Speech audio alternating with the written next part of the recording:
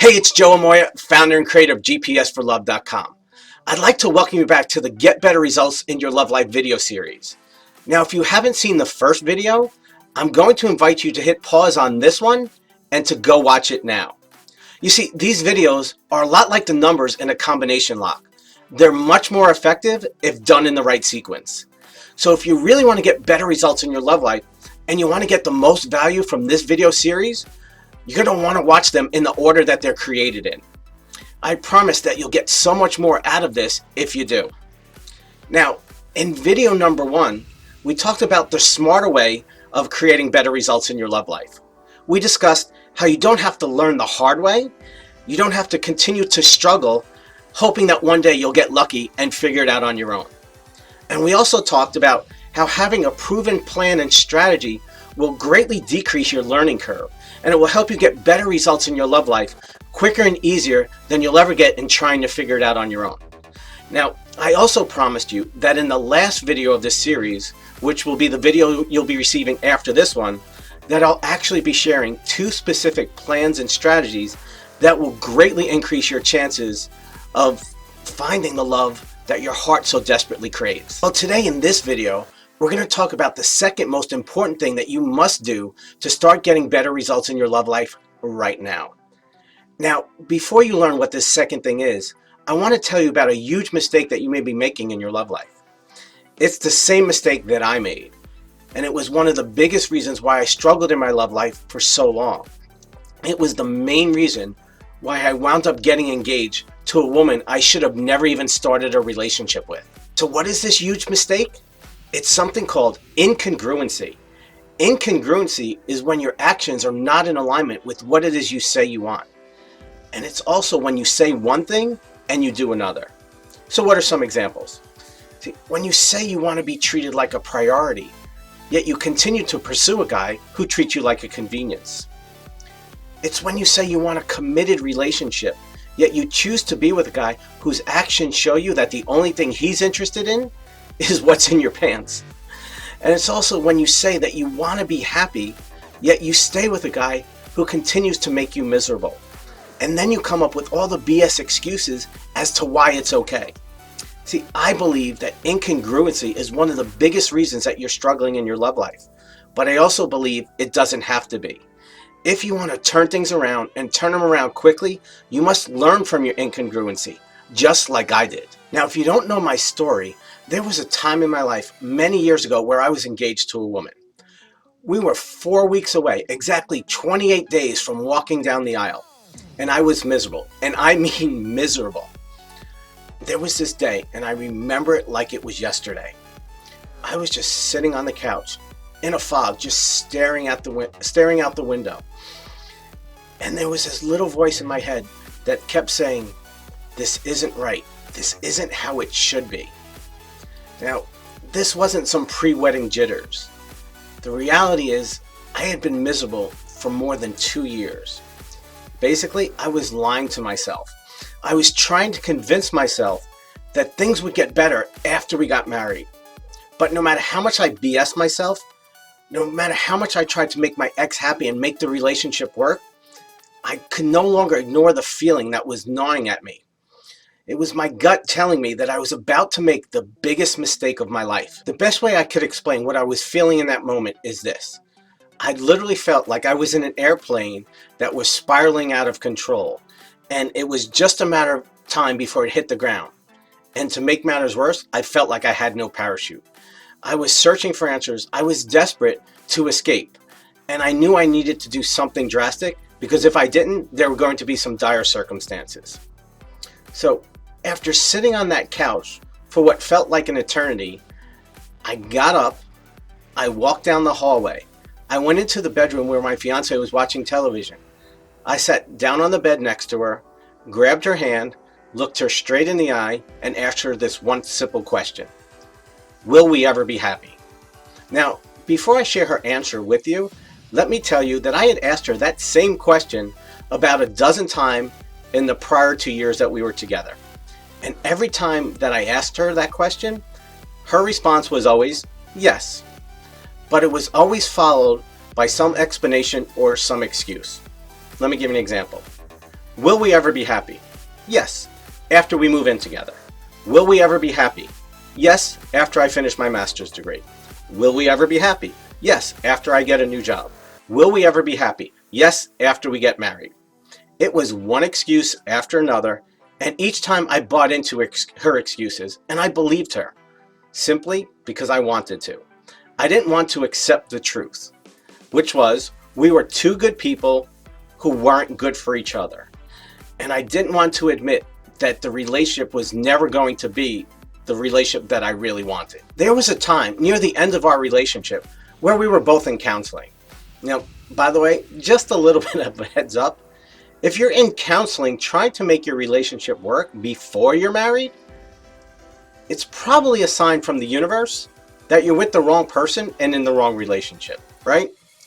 Well, anyway, I sat across from the counselor on this day and I said, I shouldn't have to work this hard to make this relationship work. And do you know what the counselor's response to me was? Well, Joe, that's how relationships are in the real world. They're lots of work. Now, because she was the expert, I believed her. I continued to try and make the relationship work. I did everything I could to make it work, even if it made me miserable. And the truth is that I was giving and I was giving and I was giving, and I was getting very little in return. And I knew if I didn't make some changes, we were headed for one of two things: a divorce or a miserable marriage. Well, thankfully, when I asked my fiance, will we ever be happy? This time she said no. And I'm so glad that she did, because honestly, if she said yes again, I probably would have went through with the wedding. See, I believe that the reason my fiance said no this time was because she was a lot like me. She knew that getting married wasn't really going to solve our problems. In fact, it was going to make them worse. I think she realized that we were both trying to make the relationship work for the wrong reasons. Well, needless to say, we called off the wedding and canceled the honeymoon. And I wish I could say that I was happy, but the only thing that I honestly felt at that time was relieved. I felt like I dodged a bullet. I knew in my heart that if we would have gotten through with it, that things would have gotten worse and I would have been very unhappy. I did a lot of soul searching after that experience, and I took a lot of mirror time to look at the role that I played in that relationship. I looked at the choices and decisions that I made and those that I didn't make, and how they caused me to invest almost 3 years of my life with a woman and a relationship that was completely wrong for me. Now, one of the things that I discovered during my soul searching and mirror time was that there was a lot of incongruency in that relationship, on her end and on mine. There are a lot of things that we both did which contributed to the failure of that relationship.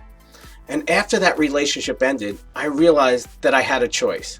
I could learn from my past, or I could repeat it. Now, if you're watching this video, you can probably relate to my story. You've been in a relationship where you knew you were unhappy, where you knew you should walk away, yet you continued to stay and try and make it work. And if you take some time to get honest with yourself, something I call mirror time, what you'll see is that there was some incongruency on your end, right? And that's okay, because if you use that incongruency to your advantage and you learn from it, it can actually help you as you go forward in your love life. Because that's exactly what I did. You see, if you make a mistake and you learn from it and you use it to create better results in your love life, it's not a mistake. It's an expensive learning lesson. But if you don't learn from it and you keep doing the same thing over and over again, well, that's all on you. You see, I'm a quote guy. I love quotes. And one of my all-time favorite quotes is Albert Einstein's quote on insanity. And if you hadn't heard it, it goes something like this: insanity is doing the same thing over and over again and expecting different results. Well, when I observe the behavior of most single men and most single women, I see some very insane and incongruent behavior. I see lots of individuals who say one thing and then do the exact opposite. See, if you want to create better results in your love life and you want to create the result that you really want, you must learn to act in a way that is completely congruent with what it is that you say you want. And the only way to do that is through something called aligned action. Aligned action is the second thing that you must do to start creating better results in your love life. So what is aligned action? It's when every choice, decision, and action that you take is in direct alignment with the results you're trying to create in your love life. And you keep taking that aligned action until you actually make those results happen. You see, I don't believe in a universe that arbitrarily picks and chooses who finds love and who doesn't. I don't believe in a God who says, okay, Mary, you get to have a great marriage. But Michelle, sorry, you get to struggle, and no matter how much you try, you're never going to have the love that you're looking for. See, I don't believe the universe that works that way. In fact, I know it doesn't work that way. I believe that there are specific reasons why Mary succeeds and Michelle struggles. And one of those reasons is aligned action. You see, Mary is able to walk away from a relationship even when it's hard because she knows it's the right thing to do. But Michelle, she comes up with all the excuses, all the reasons, all the rationalizations, and all the justifications as to why she can't or she won't. If you want to create better results in your love life, if you want to make dating easier and more enjoyable, and you want to create a relationship that's going to stand the test of time, you've got to take action, aligned action. But please understand, there's a huge difference between taking action and taking aligned action. Taking action is when you keep dating and putting yourself out there, hoping that one day you'll get lucky and find what you're looking for. But taking aligned action, well, that's different. It's when you do things in a specific way so that you actually create your own luck. As I told you before, I'm a quote guy. Well, another one of my favorite quotes is from Lucius Seneca, a Roman philosopher. And he said, luck is when preparation meets opportunity. I truly believe that you can make your own luck and that you can greatly increase your chances of finding the love that you're looking for. And it doesn't have to be so difficult. See, when you have a proven plan and strategy and you follow it up with aligned action, the whole process becomes so much easier and so much more enjoyable. Now, before I tell you about the next video and the third thing that you must do to create better results in your love life, I'm going to give you a little assignment. I want you to take some mirror time. I want you to step out of your life as if you were an observer, and I want you to look at your past. And I want you to see where you may have been incongruent. Did you jump into a relationship before you even knew a guy? Or were you like me and you stayed in a relationship way too long because you were afraid of leaving, starting over, and being alone again? Or were you involved with a guy where you missed the red flags? Or were they there, but you chose to ignore them? Or you thought that they were going to go away or get better with time? Or was there some other way in which your choices and your actions were out of alignment with what it is that you say you want in your love life? Remember, the purpose of this little assignment is not to make you wrong, and it's not to make you feel bad. That's not my intention at all. My goal is to help you shine light on where you may be going wrong in your love life. As I said in the first video, I've been studying successful people for well over 20 years.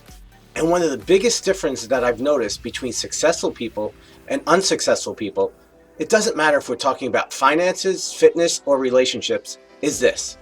Successful people learn from their past and they use it as a catalyst to make the changes that will lead to the results that they say they want.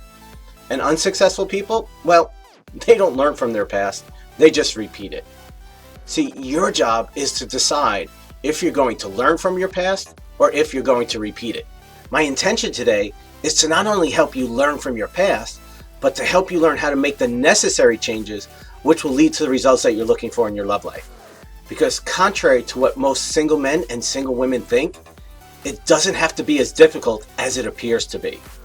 Now, in the next video, you're going to learn the third most important thing that you must do to start creating those better results in your love life right now.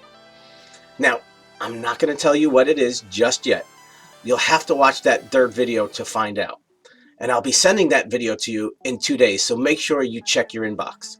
But I will tell you this. If you're struggling in your love life and you often make choices and decisions that you think are right only to have them blow up in your face, or you have a hard time understanding why you're still single and other women, some of which who you know are less attractive and who have so much less to offer than you do, have found love and you haven't, you're going to love this next video.